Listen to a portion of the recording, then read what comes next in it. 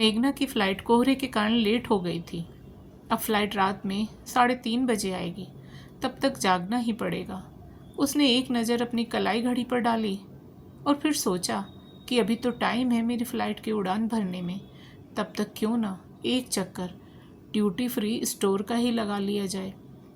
कम से कम समय तो कट ही जाएगा। सुजोय ने घर से निकलते वक्त एक अच्छी विस्की लाने के लिए फरमाइश की थी और साथ ही एक बढ़िया परफ्यूम की भी। यदि उसके स्टॉक में एक और जमा हो भी जाती है तो बुरा क्या है, बच्चों के लिए चॉकलेट्स भी खरीद लेती हूँ। यही सोचकर उसके कदम ड्यूटी फ्री स्टोर की तरफ चल बढ़ गए। विस्की लेने के लिए हाथ बढ़ाया ही था कि नीले रंग के ब्लेजर की जेब से एक गोरा हाथ भी उसी शेल्फ पर आ गया। ओह, आई एम सॉरी, आप ले लीजिए, मेघना ने नम्र स्वर में कहा। अरे नहीं नहीं, आप ही पहले ले लीजिए, कहते हुए मनदीप ने उसकी ओर देखा तो वह दोनों ही चौंक गए। अरे तुम यहाँ? दोनों के मुंह से एक साथ निकला। फिर तो एयरपोर्ट का वो कोना, सूना कोना, मेघना और मनदीप के कहकों, चुटकुलों और फ्लैशबैक की बातों से खुशनुमा हो उठा था। विद्यार्थी जीवन में दोनों ही एक दूसरे के सबसे अच्छे दोस्त रहे थे। बेंगलोर जैसे शहर में समुद्र के किनारे पर गीली रेत में बैठकर अपने नाम लिखना और फिर लिखकर मिटाना, प्रेजेंटेशन तैयार करने के लिए राघव सर के घर जाना और उनके एक बार कहने पर बारी बारी से प्रिंटर से प्रिंट आउट निकालना, मेघना को सब याद आने लगा था। मेघना का पियानो पर मनदीप की फरमाइश पर नई नई धुनें बजाते बजाते कहीं खो जाना और फिर मनदीप के चुटकी बजाने पर वापस लौट आना। मनदीप के एक बार कहने पर उसके लिए गुलाब जामुन और स्पेशल पनीर सैंडविच अपने हाथ से बना कर लाना। मनदीप भी अब तक कहाँ भूला था वो बीते दिन। तभी मनदीप ने मेघना से पूछा, मेघना, तुम्हें याद है हमारी वो पहली मुलाकात? हमारी पहली मुलाकात भी तो कुछ इसी तरह हुई थी, दिल्ली के शिप्रा मॉल में। दोनों के हाथ इसी तरह एक ही किताब पर पड़े थे। हाँ, और तब तुम ही ने शिष्टता से कहा था, आप ही ले लीजिए। जानती हो मेघना, मुझे तो पहली ही मुलाकात में तुम बहुत अच्छी लगी थी। आज भी मनदीप के स्वर में प्रशंसा थी। तुम्हारा ड्रेस सेंस, बातचीत का ढंग अद्भुत था। यदि मैं इतनी अच्छी लगती थी तो तुम मेरी हर बात काट क्यों देते थे? और तुम तो हमेशा मुझसे झगड़ने का बहाना ही ढूंढती रहती थी। हे ईश्वर, मनदीप, तुम आज भी वैसे ही हो, भोले भंडारी, बुद्धू। मैं झगड़े का नहीं बल्कि तुम्हें चिढ़ाने का बहाना ढूंढा करती थी। तुम्हारी आदत थी, टॉपिक छेड़ दो तो घंटों बोलते ही जाते थे और ना छेड़ो तो चुप। अपने आप से भी तो कभी कोई बात तुम्हें सूझती ही नहीं थी। फिर भी मेरी लाख कोशिशों के बावजूद भी कुछ बातें जो तुम्हें कहनी चाहिए थी कभी कही ही नहीं तुमने। मनदीप ने मेघना की बात पकड़ ली। क्या नहीं कहा मैंने? मेघना को जब समझ आया कि वह कुछ ज़्यादा ही बोल गई, इसलिए मेघना अब घुमा फिरा कर बात टालने की कोशिश करने लगी। लेकिन मनदीप बात पकड़कर बैठ गया। जिस लड़की को उसने अपने दिल में बैठाकर रखा, मान सम्मान दिया, वो उसे भोला भंडारी कैसे कह सकती है? तुमने कई बार कहा था कि तुम अकेले में कुछ कहना चाहते हो, पर हम जब भी अकेले में मिले तुमने कभी कुछ नहीं कहा। उधर मनदीप के मन में उत्सुकता अभी भी बनी हुई थी। क्या कहता मैं? याद है जब तुम्हें कोविड हुआ था, सारी सारी रात जागकर तुम्हारे पेपर मैं ही तैयार करता था। नारियल पानी और फल आदि खाने को देता और खाने का सामान माँ से झूठ बोलकर मुँह अंधेरे ही तुम्हारे घर तक पहुँचाकर भी आता था, क्योंकि उसके बाद तो पुलिस की गश्त शुरू हो जाती थी। याद है, तुम हमेशा कहा करती थी कि तुम किसी सरकारी कर्मचारी से ही शादी करोगी, और तब मैंने सरकारी प्रतियोगिताओं की ही तैयारी शुरू कर दी थी। जानती हूँ मेघना, बहुत सी बातें कहने की नहीं, समझने या महसूस करने की होती है। अगर मैंने नहीं कहा तो तुम ही कह देती, मैडम इंटेलिजेंट। इतना सब सुनकर मेघना भी स्वयं को रोक नहीं सकी और बोली, अच्छा, हैरानी तो इस बात की है मनदीप कि हर विषय पर आत्मविश्वास के साथ बोलने वाला इतनी बड़ी कंपनी का सीईओ एक लड़की के हाव भाव और आंखों की भाषा नहीं पढ़ सका। कहने की कोशिश तो मैंने भी बहुत बार की थी, पर खुलकर कैसे कहती। आखिर लड़की ही तो थी मैं। हर क्षेत्र में बराबरी का दावा करने में तो तुम औरतें एक पल का भी समय नहीं गंवाती, और प्यार का इजहार करना हो तो। मनदीप ने चिढ़कर कहा। दोनों की आंखें इस समय बोल रही थी, मगर शब्द थे कि जुबान पर आते आते ही रुक जाते थे। आज पहली बार दोनों को पता चला कि जिसे दिलो जान से चाहा, उनका वो पहला प्यार भी तो उन्हें ही प्यार करता था। वो दोनों हैरान थे और खुश भी थे और दुखी भी थे। उसके बाद बहुत देर तक मौन मुखर रहा। फिर सन्नाटे को बीनते हुए मनदीप ने बात शुरू की। तुम्हारे पति कैसे हैं? वो बहुत अच्छे हैं। और बच्चे? बच्चे 2 हैं, रियार्थ और अविका। एक बार फिर दोनों अपने अतीत को भूलकर वर्तमान में लौट आए। अपनी फ्लाइट का अनाउंसमेंट सुनकर मनदीप भावुक हो उठा था। अच्छा, चलता हूँ मेघना, न जाने फिर कब मुलाकात होगी। मेघना ने भी इमोशनल होते हुए कहा, पता नहीं मन, शायद जल्दी ही या शायद फिर कभी ना हो। उसके बाद सामान समेटकर बाय बोलना, मोबाइल नंबर एक्सचेंज करना, फ्लाइट में बैठना, सब कुछ एक फिल्म की भांति हो रहा था। मेघना के घर पहुंच जाने पर सुजॉय ने मेघना का बड़ी गर्मजोशी से स्वागत किया। फिर बोले, घर से चली जाती हो तो बहुत सूना सूना लगता है। सुनते ही मेघना सुजॉय से लिपट गई।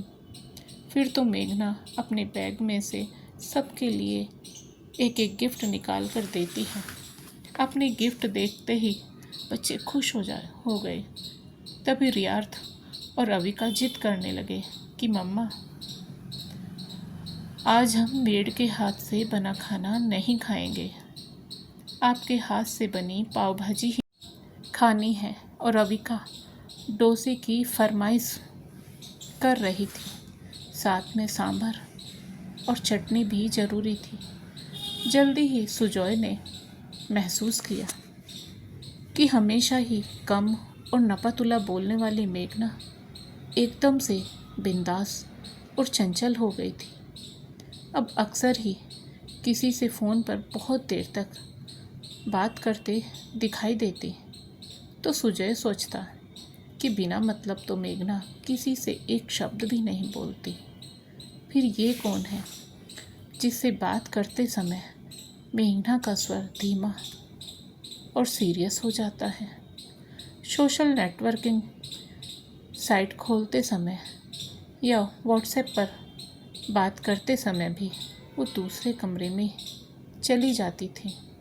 सबसे हैरानी की बात यह थी कि जिस पियानो पर बरसों से धूल जम चुकी थी, उसे मेघना ने साफ कर लिया था और मेघना की उंगलियां पूरे घर को उसके मधुर स्वर में गुंजायमान कर रही थी। हालांकि सुजॉय का धीरज जवाब दे रहा था, फिर भी मेघना में आया बदलाव सुजॉय को इतना अच्छा लग रहा था कि वो उसे टोकना नहीं चाह रहे थे। साथ ही उन्हें इस बात का मलाल भी था कि जो काम वो बरसों से शिद्दत से नहीं कर सके, वो इन 4 दिनों के ऑफिशियल टूर में कैसे संभव हो गया।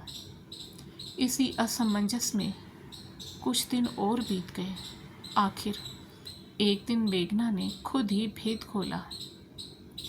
मेघना सुजॉय से बोली, जॉय, जानते हैं आप, मुंबई में मुझे मनदीप मिला था। अच्छा, वो तुम्हारा MBA वाला क्लासमेट? हाँ जॉय, थोड़ा कमज़ोर लग रहा था, लेकिन आवाज़ में आज भी वो ही खनक थी। लेकिन एक बात कितनी अजीब है कि हम दोनों ही कॉलेज के ज़माने में ही एक दूसरे को पसंद करते थे, लेकिन न कभी उसने अपने प्यार का इजहार किया और ना ही कभी मैंने कहा। अच्छा ही हुआ ना, अगर पता चल जाता तो तुम मेरी पत्नी कैसे बनती। कहने को तो सुजॉय ने शरारत से मेघना की आंखों में झांक कर कह दिया, लेकिन थे तो वो पुरुष ही और पति भी। मन का एक कोना फिलहाल यही सोच सोच कर संदिग्ध था कि मेघना ने खुद को एक कवच में कैद करके रखा है। जिस तरह वो एक अच्छे बेटे, भाई और सरकारी अफसर का दायित्व निभा रहे हैं, उसी तरह मेघना भी एक अच्छी पत्नी होने का दायित्व निभा रही है। एक रात सुंदर बेडरूम की धीमी रोशनी में अपनी सशक्त बाहों में मेघना को लेकर सुजॉय बड़े इत्मीनान से बोले, मेघना, शादी से पहले तुम मनदीप को पसंद करती थी, ये तो तुम मुझे पहले ही बता चुकी थी। लेकिन इन 4 दिनों में मनदीप से मिलने के बाद जो तुम्हारे व्यवहार में बदलाव आया है, वो देखकर सोच रहा हूँ कि कहीं मेरी 12 वर्ष की तपस्या भंग तो नहीं हो जाएगी। कहाँ तो मनदीप लिस्टेड कंपनी का CEO और कहाँ मैं एक साधारण सा गैजेटेड ऑफिसर। जॉय, मैं बहुत ही बेबाक किस्म की इंसान हूँ। मैं कुछ छिपाना चाहती तो तुम्हारे सामने मनदीप का जिक्र कभी भी नहीं करती, और फिर जितने तुम सुलझे हुए इंसान हो उतना शायद ही कोई होगा। इसलिए मैंने तुम्हें सब कुछ बताकर अपने मन का बोझ हल्का कर लिया। फिर भी झूठ नहीं बोलूँगी, कभी कभी मैं खुद से ये सवाल आज भी पूछ लेती हूँ कि ऐसी कौन सी कमी थी मुझ में जो मनदीप ने मुझे स्वीकार नहीं किया। ये सोच ही शायद वो खलिश थी जिसके कारण मैं अपने अतीत को याद करना ही नहीं चाहती थी। पर अब मनदीप से मिलने के बाद वो फांस भी हमेशा हमेशा के लिए मेरे दिल से निकल गई है। समय धीरे धीरे बीत रहा था। दिनचर्या, गृहस्थी संभालने, बच्चों को स्कूल भेजने, खुद ऑफिस जाने और देर रात तक प्रेजेंटेशन तैयार करने में कब सुबह होती और शाम ढल जाती पता ही नहीं चलता था। एक दिन अचानक मेघना अपनी कार से उतर ही रही थी कि मनदीप काले रंग की मर्सिडीज से उतरता हुआ दिखाई दिया। दोनों रेस्टोरेंट के लॉन में एक कॉर्नर की टेबल पर बैठकर बिल्कुल नॉर्मल तरीके से बातें कर रहे थे। Table vegetables, cutlets, paneer tikka और स्वीट लाइम सोडा से सजी हुई थी। मनदीप, मैंने सुजॉय को बताया कि मुंबई एयरपोर्ट पर तुमसे मुलाकात हुई थी, तो बोले, अरे मेघना, पुराने दिन याद करके हमें भूल मत जाना, नहीं तो इस अधेड़ उम्र में 2 बच्चों को कैसे संभाल पाऊँगा। जानते हो दीप, सुजॉय ने कैम्ब्रिज से MBA किया है। कहते हैं मेरी 2 गर्लफ्रेंड थी, वहाँ एक 1.5 साल में छोड़कर चली गई, दूसरी 2 साल के बाद। दोनों ही साथ छोड़ गई। साथ तो हिंदुस्तानी बेगम ही दे रही है। मनदीप सहगल कैसे उड़ाकर ले जा सकता है मेरी पत्नी को। जन्म जन्म का साथ तो हम दोनों का ही है ना। मनदीप ने महसूस किया कि मेघना के हाव भाव में कहीं भी विरह, अलगाव या वर्तमान से असंतुष्टि का भाव नहीं था। बड़े सहज ढंग से मनदीप बोला, मेघना, पहले प्यार में बड़ी अजीब सी कशिश होती है। न भूली जाने वाली कुछ मीठी यादों के घेरे में बंद कर रह जाती हैं ये ज़िंदगी। और प्यार का वो पहला पाक एहसास। परंतु तुमने और मैंने अपने वैवाहिक जीवन के साथ समझौता करके बड़ी ही समझदारी से काम लिया और अपने जीवन साथी को खुद ही अपने पहले प्यार के बारे में सब कुछ बता दिया। अब तो हम दोनों के पास एक बहुत अच्छा जीवन साथी भी है और प्यारे प्यारे बच्चे भी हैं। हाँ मनदीप, तुम सही कह रहे हो। यह कहते हुए मेघना की आंखों में नमी तैर आई थी। मनदीप उसकी पीठ थपथपाकर बोला, मेघना, मैंने तुम्हें और तुमने मुझे चाहा था। ये अध्याय हम दोनों यहीं पर समाप्त करते हैं। कभी घर आओ नेहा, मेरी पत्नी तुम्हें खुद फ़ोन करेगी। मैं सुजॉय को बस सदा यही दुआ करूँगा कि तुम और मैं कभी भी बेईमानी करके अपने परिवार को खंडित नहीं होने देंगे और अपने जीवन साथी और बच्चों के प्रति निष्ठावान रहेंगे। मेघना, प्यार में वो शक्ति होती है जो हमें टूटने और बिखरने नहीं देती है, और प्यार वो पूजा होती है जो प्यार करने वाले का अनिष्ट नहीं होने देती है।